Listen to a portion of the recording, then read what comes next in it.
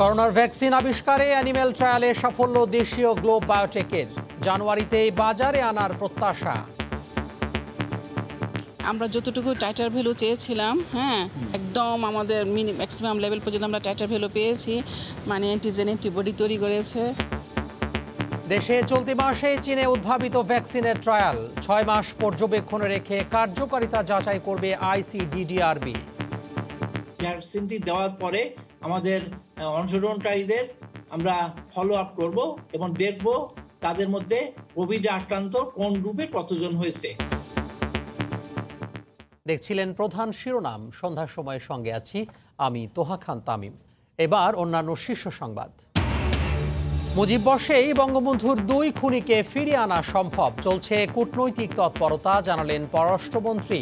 প্রবাসীদের আরও সক্রিয় হওয়ার আহ্বান। অবশেষে 9 দিন পর শিমুলিয়া কাঁঠালবাড়ি নৌ রুটে পরীক্ষামূলকভাবে ফেরি চলাচল শুরু। স্বস্তি ফিরছে যাত্রী ও চালকদের। পাচুরিয়া দৌলদিয়া রুটে দিনভর ভোগান্তি। এবং রূপচাঁদার নামে বিক্রি হচ্ছে নিষিদ্ধ পিরানহা, পোয়া মাছে মেশানো হচ্ছে ক্ষতিকর জেল।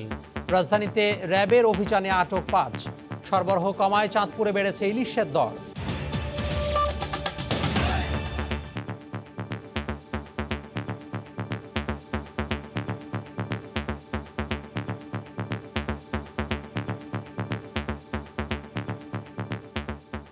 অ্যানিম্যাল ট্রায়ালের সাফল্য ধরে জানুয়ারিতেই করোনার ভ্যাকসিন বাজারে আনার স্বপ্ন দেখছে দেশীয় প্রতিষ্ঠান গ্লোব বায়োটেক।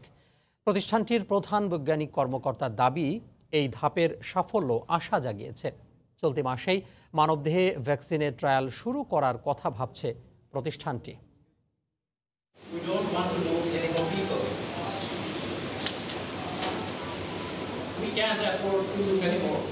2রা জুলাই হঠাৎ করে সামনে আসে গ্লোব বায়োটেকের নাম। দেশের প্রথম করোনা ভ্যাকসিন আবিষ্কারের ঘোষণা দেয় প্রতিষ্ঠানটি। সপ্তাহখানেক বাদেই শুরু হয় অ্যানিমেল ট্রায়ালের কাজ। সে ধাপে প্রত্যাশা অনুসারে সাফল্য এসেছে বলেই দাবি করছেন গ্লোবের চিফ সায়েন্টিফিক অফিসার। এটা যখন আমি মানুষকে প্রয়োগ করব, তার কোনো সাইড অ্যাডভার্স ইফেক্ট হবে কি না সেগুলো কনফার্ম করার জন্য আমরা এর গাইডলাইন অনুযায়ী, মানে WHO গাইডলাইন অনুযায়ী যত বেশি অ্যানিমেল নেওয়া যায় সেইভাবে নিয়ে আমরা এখন কাজ অলমোস্ট শেষ। আমরা যতটুকু টাইটার ভ্যালু চেয়েছিলাম, একদম আমাদের ম্যাক্সিমাম লেভেল পর্যন্ত আমরা টাইটার ভ্যালু পেয়েছি, মানে অ্যান্টিজেন অ্যান্টিবডি তৈরি করেছে। শিগগিরই মানবদেহে প্রয়োগের প্রক্রিয়া শুরু করছেন তারা। আর এই প্রক্রিয়ায় দেশের প্রথম স্বেচ্ছাসেবী হিসেবে নিজেকেই রেখেছেন এই বৈজ্ঞানিক। এই মাসে মনে করেন মাঝামাঝি আমরা আমাদের সমস্ত প্রটোকল আমরা বিএমআরসি থেকে জমা দিব। বিএমআরসি যখন এটা অ্যাপ্রুভাল দিবেন তখন আমরা থার্ড পার্টি সিআরওর মাধ্যমে ফেজ 1 ক্লিনিক্যাল ট্রায়াল শুরু করব। তো ফেজ 1-এর জন্য যেটা হচ্ছে ভলান্টিয়ার লাগে, তো আমি বলছি যে আমি ফার্স্ট ভলান্টিয়ার হব। তবে সামনের পথটা খুব একটা সহজ হবে না। বন্ধুর এই পথে সরকারকে পাশে চাইছে দেশের প্রথম ভ্যাকসিন আবিষ্কারের পথে এগিয়ে যাওয়া এই প্রতিষ্ঠানটি। হিউজ ভলান্টিয়ার লাগবে এবং যেটা হচ্ছে আমার কিছু সাপোর্টও লাগবে, কারণ হচ্ছে অনেক কস্টিংয়ের ব্যাপার আছে। তখন আমরা হয়তো আমাদের গভর্নমেন্টের কাছে অবশ্যই ডাটাটা তুলে ধরবো। গভর্নমেন্ট যদি আমাদেরকে সাপোর্ট দেন তাহলে আমরা খুবই খুশি হব। তাদের দাবি, তাড়াহুড়ো নয়, ব্যাটে বলে মিলে গেলে জানুয়ারিতেই বাজারে আসতে পারে এই ভ্যাকসিন। সব কিছু যদি মানে সিস্টেমেটিক্যালি হয়, আমরা জানুয়ারিতেই আমরা ইনশাল্লাহ মার্কেট থাকবো, গ্লোব ভ্যাকসিন মার্কেটে থাকবে। দোয়া করবেন। একটি স্বপ্ন বুনছে গ্লোব। সেই স্বপ্নে রয়েছে কোটি বাঙালির বাঁচার স্বপ্ন। এই স্বপ্নের সারথীরা সাফল্য পাক। সব কিছু ঠিকঠাক থাকলে বাংলাদেশের ভ্যাকসিন নতুন বছরে হাতে আসবে, প্রত্যাশা এমনটাই থাক। রাশেদ লিমন, সময় সংবাদ, ঢাকা। এদিকে দেশে চলতি মাসেই শুরু হচ্ছে চীনে উদ্ভাবিত কোভিড-19 ভ্যাকসিনের ট্রায়াল। অংশগ্রহণকারীদের 6 মাস পর্যবেক্ষণে রেখে এর কার্যকারিতা যাচাই করবে আইসিডিডিআরবি। এদিকে চীন ছাড়াও রাশিয়া এবং ভারতের টিকা পেতেও চলছে যোগাযোগ। স্বাস্থ্য বিভাগ বলছে টিকা পেতে প্রয়োজনীয় অর্থ বরাদ্দ সহ সব বিষয়কেই গুরুত্ব দেওয়া হচ্ছে। ফারুক ভুইয়া রবিনের রিপোর্ট। কোভিড-19 মহামারীর সময়ে ভাইরাসটি থেকে সুরক্ষা পেতে আশা জাগায় নেওয়া বিষয় হল দেশের চীনের সিনোভ্যাক কোম্পানি উদ্ভাবিত ভ্যাকসিনের পরীক্ষামূলক প্রয়োগের জট খোলা। চলছে সিনোভ্যাকের নমুনা টিকা দেশে আসার প্রক্রিয়া। বাংলাদেশে চীনের ভ্যাকসিনটির পরীক্ষামূলক প্রয়োগের প্রাথমিক প্রস্তুতি শেষ করেছে আন্তর্জাতিক উদারময় গবেষণা প্রতিষ্ঠান আইসিডিডিআরবি। চলতি মাসে ট্রায়াল শুরুর আশা করছে প্রতিষ্ঠানটি। প্রাথমিকভাবে 4200 স্বাস্থ্যকর্মীর ওপর প্রয়োগের মাধ্যমে যাচাই হবে বাংলাদেশে ভ্যাকসিনটির কার্যকারিতা। নিরাপদ প্রমাণিত হলে বিনামূল্যে 1,10,000 ডোজ ও প্রযুক্তিগত সহায়তা দিবে চীন। চলতি মাসের মধ্যে এটা ভ্যাকসিন ট্রায়ালটি আরম্ভ হবে। ভ্যাকসিনটি দেওয়ার পরে আমাদের অংশগ্রহণকারীদের আমরা 6 মাস ধরে ফলো আপ করব এবং দেখব তাদের মধ্যে কোভিড আক্রান্ত কোন রূপে কতজন হয়েছে। তারপরে ভ্যাকসিনটির কার্যকারিতা নিরূপণ করা হবে। আশা করছি মার্চ এপ্রিলের দিকে যদি কার্যকারিতা প্রমাণিত হয় তখন আমরা বলতে পারবো কিছু। সম্প্রতি ভারতের পররাষ্ট্র সচিবের বাংলাদেশ সফরে গুরুত্ব পায় টিকা কূটনীতি। দেশটিতে উদ্ভাবিত ও উৎপাদিত টিকার ক্ষেত্রে বাংলাদেশকে অগ্রাধিকার দেওয়ার কথা জানিয়ে গেছেন হর্ষবর্ধন শ্রীংলা। এরই মধ্যে বাংলাদেশের টিকা পরীক্ষার আগ্রহ দেখিয়েছে ভারতের বায়োটেক ইন্টারন্যাশনাল। এছাড়া রাশিয়ার টিকা পেতেও চলছে আলোচনা। এরই মধ্যে দেশটি বাংলাদেশেও টিকা উৎপাদনের অনুমতি দেওয়ার আভাস দিয়েছে বলে সম্প্রতি জানিয়েছেন স্বাস্থ্যমন্ত্রী। তারা G2G করতে চায় এবং যদি বাংলাদেশে এখানে ভ্যাকসিন তৈরি করার ফ্যাসিলিটি যদি থাকে তাহলে পরে তারা বাংলাদেশেও তৈরি করার জন্য অনুমোদন দিতে পারে। স্বাস্থ্য বিভাগ বলছে টিকা পেতে সব বিকল্পই বিবেচনায় রাখা হচ্ছে, আর এক্ষেত্রে অর্থ বরাদ্দেও থাকবে না কোনো কার্পণ্য। পৃথিবীর যে কোনো জায়গায় ওটা শুরু হবে, আমরা টাকা দেওয়া হইলেও কিনে নিয়ে আসবো, অর্থের ব্যবস্থা হয়েছে। এছাড়া টিকা পাওয়ার আন্তর্জাতিক উদ্যোগ কোভ্যাক্সের মাধ্যমে আছে বিনামূল্যে কিংবা কম মূল্যে ভ্যাকসিন পাওয়ার সুযোগ। ফারুক ভিয়া, রবিন, সময় সংবাদ, ঢাকা। অক্সফোর্ডের প্রতিষেধকের পুনরায় ট্রায়াল শুরু হলেও এবছর আদৌ মানুষের হাতে ভ্যাকসিন পৌঁছাবে কিনা তা নিয়ে সন্দিহান উৎপাদনকারী প্রতিষ্ঠান অ্যাস্ট্রাজেনেকা। ভ্যাকসিন বিষয়ে জানাতে এই মুহূর্তে জার্মানির বার্লিনে আছেন সহকর্মী বিটু বড়ুয়া। আমরা সরাসরি যুক্ত হব তার সঙ্গে। বিটু, তামিম, আসলে যত সমস্যা তত সমাধান।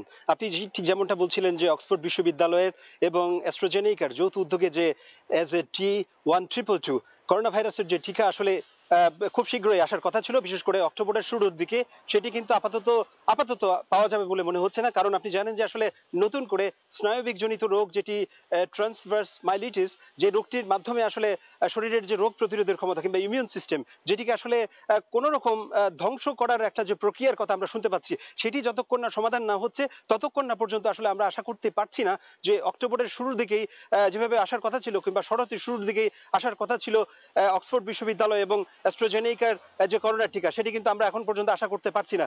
তবে অ্যাস্ট্রাজেনেকার যিনি প্রধান, তিনি বিনিয়োগকারীদের সাথে একবার কথা বলছিলেন এবং সেখানে জানাচ্ছিলেন যে আসলে যে নারী নতুন করে এই স্নায়বিক জনিত রোগ কিংবা নিউরোলজিক্যাল যে সমস্যার মধ্য দিয়ে যাচ্ছেন, তিনি কিন্তু অতটা জটিল কিংবা কঠিন অবস্থায় নাই। তিনি এখন পর্যন্ত হাসপাতালে আছেন, তবে কয়েক ঘন্টার মধ্যে কিংবা কয়েক মুহূর্তের মধ্যে তাকে আসলে হাসপাতাল থেকে ছাড় দেওয়ার ব্যাপারেও তিনি উল্লেখ করেছেন। তবে তিনি বলছেন যে ধরনের রোগ আসলে শুরু হয়েছে সেটি কিন্তু আগস্ট এবং জুলাইয়ে যে পুরুষের ট্রায়ালে ছিলেন, যে পুরুষের শরীরে আসলে এই ধরনের রোগ দেখা দিয়েছিল এবং তিনি সেই সমস্যা থেকে কিন্তু উতরে গেছেন, মোটামুটি ভালো ফিল করছেন, সেটিও কিন্তু তিনি উল্লেখ করেছেন। এবং প্যাসকেল সরির যে কথাটা আরো নতুন করে বলেছেন, তিনি আসলে বলেছেন যে আসলে এমন করে যদি হয় তাহলে কিন্তু বন্ধ না করে আমরা আসলে যে স্বাস্থ্য বিভাগে আমরা সেটা কথা বলেছি এবং চিকিৎসা বিজ্ঞানী সহ বিশেষজ্ঞরা যারা আছেন তাদের সাথে তিনি আসলে বৈঠকে বসছেন বারবার এবং চেষ্টা করে যাচ্ছেন সেটা যেন আসলে নতুন করে এই সমস্যাটা যাতে সমাধান করা যায়। এবং শুধু তাই না, তিনি জার্মানির যারা চিকিৎসা বিজ্ঞানী আছেন তাদের সাথেও কিন্তু কথা বলছেন।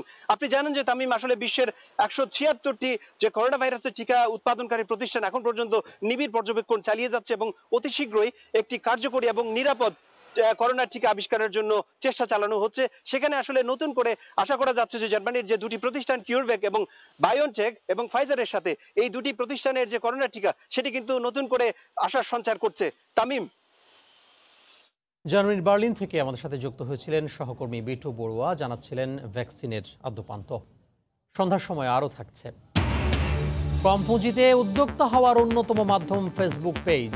1 বছরে ভাগ্য বদলেছে দ্বিগুণ সংখ্যক বেকারের। পৃষ্ঠপোষকতা পেলে পাল্টে যাবে অর্থনীতির চিত্র। মুজিব বর্ষেই বঙ্গবন্ধুর খুনি রাশেদ চৌধুরীকে দেশে ফিরিয়ে আনা সম্ভব হবে বলে জানিয়েছেন পররাষ্ট্রমন্ত্রী। জোর তৎপরতা চলছে কানাডায় অবস্থানরত নূর চৌধুরীকেও ফেরানোর বিষয়ে। বাকি 3 খুনির অবস্থান শনাক্তে প্রবাসীদের আরও সোচ্চার হওয়ার আহ্বান জানান একে আব্দুল মোমেন। সকালে জাতীয় প্রেস ক্লাবে শোক দিবসের এক আলোচনা সভায় তিনি এ আহ্বান জানান। বঙ্গবন্ধুর পলাতক 5 খুনির একজন রাশেদ চৌধুরী। 1996 সালে আওয়ামী লীগ সরকার ক্ষমতায় আসার পর বঙ্গবন্ধু হত্যার বিচারের পথ খুললে ব্রাজিল দূতাবাসে কর্মরত রাশেদ সপরিবারে যুক্তরাষ্ট্রে পাড়ি জমান। সে দেশে অঢেল সম্পদের মালিক হয়েছেন এই খুনি। গত বছর তাকে ফিরিয়ে দিতে মার্কিন প্রেসিডেন্ট ডোনাল্ড ট্রাম্পকে চিঠি দেন প্রধানমন্ত্রী শেখ হাসিনা। এই চিঠির পর ট্রাম্প প্রশাসন এই খুনির রাজনৈতিক আশ্রয়ের বিষয়টি পুনর্বিবেচনার সিদ্ধান্ত নেয়। তলব করা হয় খুনি রাশেদের সব নথিপত্র, যা এখন বিচারাধীন। বলা হচ্ছে রাশেদ চৌধুরীকে ফেরত পাঠাতে মার্কিন প্রশাসন এই সিদ্ধান্ত নিয়েছে। পররাষ্ট্রমন্ত্রী একে আব্দুল মোমেন আশা প্রকাশ করেন, মুজিববর্ষেই দেশে ফিরিয়ে এনে রায় কার্যকর করা সম্ভব। আর আইনি জটিলতায় আটকে থাকা কানাডায় অবস্থানরত নূর চৌধুরীকে ফেরানোর বিষয়ে তৎপরতা চলছে বলেও জানান তিনি। আমরা আশাবাদী যে আরেকজনকে আমরা এই মুজিববর্ষে আপনারা আনতে পারবো বলে আমাদের বিশ্বাস। বিয়ের ঘটকালির সুবাদে খুনি মহিউদ্দিনের অবস্থান জানিয়েছিলেন এক প্রবাসী, পরে তাকে ফিরিয়ে আনা হয়। সে কারণে অবস্থান অজানা বাকি 3 খুনির সন্ধানে প্রবাসীদের আরও সোচ্চার হওয়ার আহ্বান জানান পররাষ্ট্রমন্ত্রী। এবারে আমরা জনতার কাছে যাব এবং তাদের বলবো আমাদের সাহায্য করেন।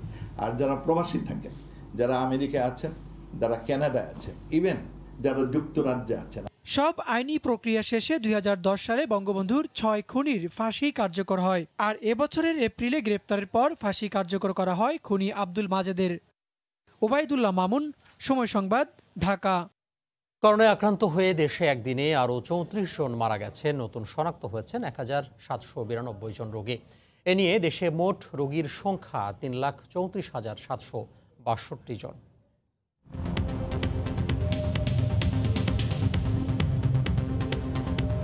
গত 24 ঘন্টায় নমুনা পরীক্ষা করা হয়েছে 14,747 জনের। এ পর্যন্ত মোট নমুনা পরীক্ষা হয়েছে 17,04,758 জনের।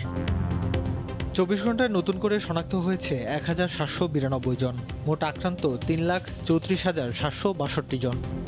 24 ঘন্টায় মারা গেছেন 34 জন। এ পর্যন্ত করোনা আক্রান্ত হয়ে মারা গেছেন 4,668 জন। করোনা থেকে 24 ঘন্টায় সুস্থ হয়েছেন 2,474 জন। মোট সুস্থ হয়েছেন 2,36,024 জন। টানা 9 দিন বন্ধ থাকার পর কাঁঠালবাড়ি শিমুলিয়া নৌ রুটে শুরু হয়েছে পরীক্ষামূলক ফেরি চলাচল। এতে স্বস্তি ফিরছে রুট ব্যবহারকারী যাত্রী ও চালকদের। নাব্য সংকট কাটাতে পদ্মায় ড্রেজিং অব্যাহত রাখার কথা জানিয়েছে বিআইডব্লিউটিএ।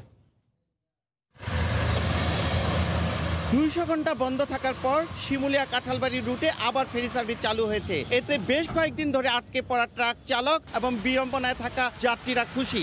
অনেক কষ্ট হয়েছে, এখন 11 তারিখ আজকে আমরা অনেকদিন পর যাবত পরে ফেরি পাইছি, আমাদের অনেক খুশি। অনেকদিন পর আর কি ফেরি চালু, 15 দিন পর আমরা ফেরি পাইছি। ফেরি ভাই অনেক খুশি, বাকিটা আল্লাহ জানে। এটা তো টেস্টিংয়ে যাইতে আছে, এখন যাওয়ার পরে যদি আল্লাহ না বাজায় তাহলে তো আলহামদুলিল্লাহ। আল্লাহর রহমতে ফেরিতে উঠতে পারছি, এটাই আমাদের কাছে অনেক খুশির বিষয়। আর পরবর্তীতে যখন এই অবস্থা হবে, আগের তেদানু কর্তৃপক্ষ ব্যবস্থা নেয়, এটাই আমাদের দাবি।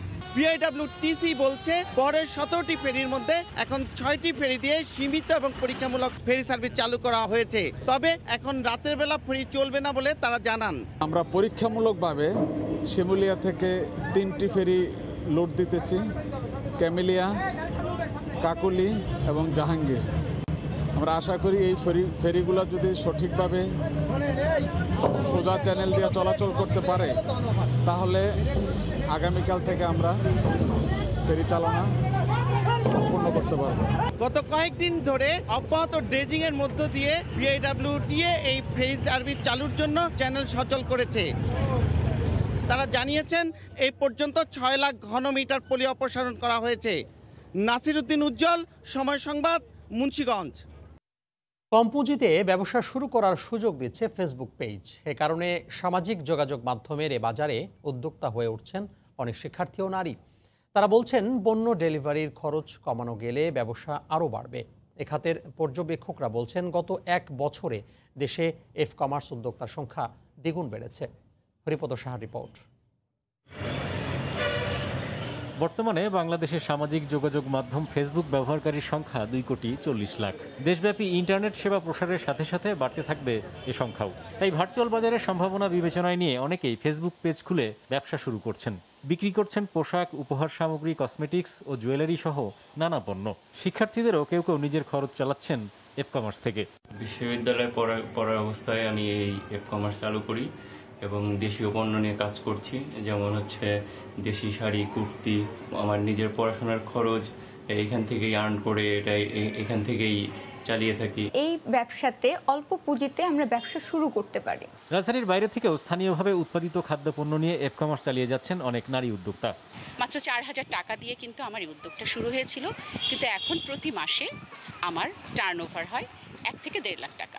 জাতীয় এফ কমার্স সামিটের অন্যতম আয়োজক প্রতিষ্ঠান গিকি সোশ্যাল বলছে, দেশে বর্তমানে এফ কমার্স পেজের সংখ্যা 6 লাখ। এসব উদ্যোক্তাদের দীর্ঘমেয়াদী ব্যবসা চালাতে দক্ষ করতে প্রশিক্ষণের প্রয়োজন বলে মনে করেন এই বিশ্লেষক। নাম্বারটা আসলে প্রতি বছরই আসলে প্রায় ডাবল হচ্ছে এবং এফ কমার্স কনসেপ্টটাকে ঢাকার বাইরে বা সারা দেশব্যাপী যদি জনপ্রিয় করতে পারে সেখান থেকে আসলে অনেক উদ্যোক্তা তৈরি করা সম্ভব এবং যা কিনা ওভারঅল আপনার বেকারত্ব দূরীকরণে এবং দেশের ইকোনমিক ডেভেলপমেন্টে ভূমিকা রাখতে পারে বলে আমি মনে করি। অনলাইন মাধ্যমের সব ধরনের ব্যবসায় প্রতারণার ঘটনা কমাতে সরকারি সংস্থার তদারকির উপরও জোর দেন পর্যবেক্ষকরা। হরিপদ সাহা, সময় সংবাদ, ঢাকা। রূপচাঁদার নামে রাজধানীর বাজারে বিক্রি হচ্ছে নিষিদ্ধ পিরানহা। পোয়া মাছে মেশানো হচ্ছে ক্ষতিকর কেমিক্যাল। কারণ বাজারে র্যাবের ভ্রাম্যমাণ আদালতের অভিযানে নানা অনিয়মের দায়ে 5 জনকে আলাদা মেয়াদে সাজা দেওয়া হয়েছে। ঢাকা জেলা মৎস্য কর্মকর্তা জানান, পরিবেশের জন্য ক্ষতিকর রাক্ষসে মাছ চাষাবাদ ও পোনা উৎপাদন নিষিদ্ধ করা হলেও অতি মুনাফার আশায় কিছু অসাধু ব্যবসায়ী নিষিদ্ধ মাছ বিক্রি করছেন। পিরানহা মাছ দেখতে অনেকটা রূপচাঁদার মতো। সারা বিশ্বে এই মাছটি হিংস্র, রাক্ষসে এবং মানুষখেকো হিসাবে পরিচিত। সরকার 2008 সালে পিরানহা মাছ চাষ ও বিক্রি নিষিদ্ধ ঘোষণা করে। তারপরও কিছু অসাধু ব্যবসায়ী অধিক মুনাফার আশায় ময়মনসিংহ, গাজীপুর, ভোলাসহ কয়েকটি জেলায় অবৈধভাবে এই চাষ করে আসছে। দেশের বিভিন্ন এলাকার মতো রাজধানীতেও বিক্রি হতে দেখা গেছে নিষিদ্ধ এই মাছ। শুক্রবার মৎস্য অধিদপ্তরের সহায়তায় র্যাবের ভ্রাম্যমাণ আদালত রাজধানীর কাউরান বাজারের মাছের আড়তে অভিযান চালিয়ে বিপুল সংখ্যক নিষিদ্ধ পিরানহা ও আফ্রিকান মাগুর মাছ জব্দ করে। পিরানহা কোথেকে আনছে? বালুকা বাজার থেকে কিনছিলাম 50-60 কেজি। এটা তো নিষিদ্ধ এবং ক্ষতিকারক, আপনি জানেন না? আমি জানি না। এই পিরানহা মাছ কোনো রকমই চাষ করা যাবে না, বিক্রয় করা যাবে না এবং এইগুলি বাজারে বিশেষ করে হোটেলে আপনার হচ্ছে রূপচাঁদা মাছ বলে বিক্রি করা হয়। এবং তো এই 3 ধরনের অপরাধ আমরা পেয়েছি। তো এই অপরাধে যুক্ত থাকার কারণে এখানে মোট 5 জনকে বিভিন্ন মেয়াদে কারাদণ্ড আদেশ করা হয়েছে। এই মাছ বিক্রি মৎস্য আইনে দণ্ডনীয় অপরাধ বলেও জানান ঢাকা জেলা মৎস্য কর্মকর্তা। মৎস্য সংরক্ষণ এবং সুরক্ষা আইন 1950 সালের আইন হয়েছে, ওই আইন অনুযায়ী সম্পূর্ণ নিষিদ্ধ। এছাড়া ক্রেতা আকৃষ্ট করতে মাছে মেশানো হয় ক্ষতিকারক জেলি ও রং। এই মাছ খেলে কিডনি সহ বিভিন্ন অঙ্গ ক্ষতিগ্রস্ত হতে পারে বলে জানান বিশেষজ্ঞরা। তাছাড়া এগুলো কিন্তু হরমোন লেভেলটাকে চেঞ্জ করে দিতে পারে বডির। এছাড়া অন্য অঙ্গ প্রত্যঙ্গের কিডনি, লাং এগুলো ক্ষতি সাধন করতে পারে। রং মিশিয়ে মাছ বিক্রির অভিযোগেও কারাদণ্ড দেয়া হয় কয়েকজন মৎস্য ব্যবসায়ীকে। সাদিকুর রহমান, সময় সংবাদ, ঢাকা।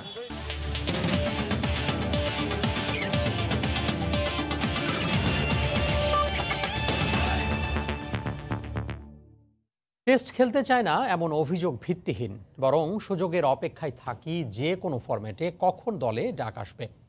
এমনটাই মন্তব্য জাতীয় দলের পেসার রুবেল হোসেনের। আসন্ন শ্রীলঙ্কা সিরিজ ইতিবাচক ফলাফল পেতে হলে পেসারদের গুরুত্বপূর্ণ ভূমিকা রাখতে হবে বলে মনে করেন বাগেরহাটের এই পেসার। আমি টেস্ট খেলতে কেন চাবো না, কারণ আমি ক্রিকেটার, এটা আমার রুটি রুজি। আমি সব লেভেলের ক্রিকেটে আমি খেলতে চাই, কারণ আমি টেস্ট আমি রিসেন্টলি খেলেছি, আমি জাতীয় লিগ খেলি, আমি রেগুলার জাতীয় লিগ খেলি, আমি কেন তাহলে ইন্টারন্যাশনাল টেস্ট খেলবো না? এটার সাথে আমি টোটালি মানে দ্বিমত পোষণ করতেছি।